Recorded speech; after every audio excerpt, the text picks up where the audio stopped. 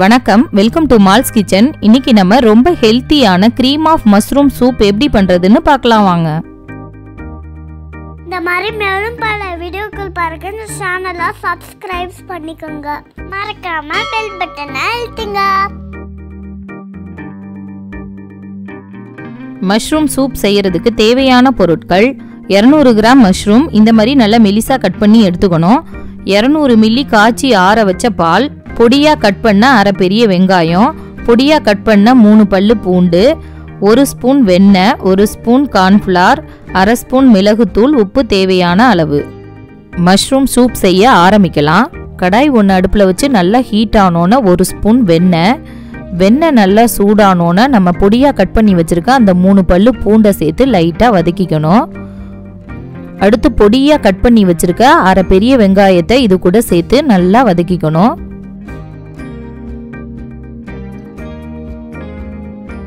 இப்போ பாருங்க, வெங்காயம் நல்லா வதங்கிருச்சு. இது கூட 200 கிராம் மஷ்ரூமை சேர்த்து ஒரு 2-3 நிமிஷம் நல்லா வதக்கி விடணும். இந்த மஷ்ரூமோட ஸ்வீட் கார்ன், பச்சை பட்டாணி இதெல்லாம் சேர்த்து பண்ணணும்னாலும் டேஸ்ட் ரொம்ப சூப்பராக இருக்கும். நான்வெஜ்ஜில் இருக்கிற அளவு சத்துக்கள் இந்த மஷ்ரூமில் இருக்கிறதுனால இதை அடிக்கடி நம்ம சமையலில் பயன்படுத்தணும்னா நமக்கு அதிக அளவு சத்துக்கள் கிடைச்சிரும். இனிமே நான்வெஜ் சாப்பிடாதவங்க அடிக்கடி இந்த மஷ்ரூமை சமையலில் பயன்படுத்திக்கோங்க. இப்போ பாருங்க, அந்த மஷ்ரூம் நல்லா வதங்கிடுச்சு. இந்த ஸ்டேஜில் மஷ்ரூமுக்கு தேவையான அளவு உப்பை ஆட் பண்ணிக்கலாம். இது கூட 1/4 ஸ்பூன் மிளகுத்தூள் சேர்த்துக்கலாம். மீதி 1/4 ஸ்பூன் மிளகுத்தூளை நம்ம கடைசியாக ஆட் பண்ணிக்கலாம். இது எல்லாத்தையும் சேர்த்து நல்லா மிக்ஸ் பண்ணி விடணும். இந்த சூப்பில் நம்ம காரத்துக்காக பச்சை மிளகாயோ மிளகாத்தூளோ எதுவுமே ஆட் பண்ணல, வெறும் மிளகுத்தூள் மட்டும்தான் ஆட் பண்ணியிருக்கோம். அதனால இந்த சூப் உடம்புக்கு ரொம்ப நல்லது. அடுத்து இது கூட நம்ம காய்ச்சி ஆற வச்ச அந்த 200 ml பாலை சேர்த்து நல்லா மிக்ஸ் பண்ணி விடணும்.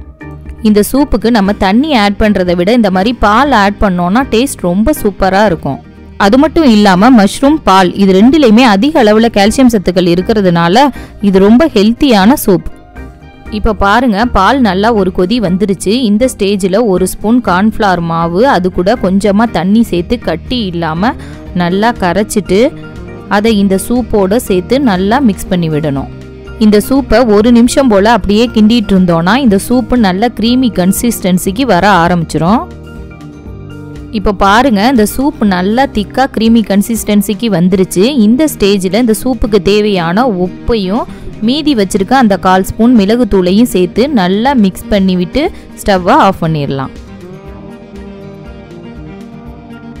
ரொம்ப சுவையான அதிக சத்துக்கள் நிறைந்த க்ரீம் ஆஃப் மஷ்ரூம் சூப் தயாராயிடுச்சு. இந்த சூப் பார்த்தீங்கன்னா குழந்தைங்கள்ல இருந்து பெரியவங்க வரைக்கும் இந்த சூப்பை விரும்பி சாப்பிடுவாங்க.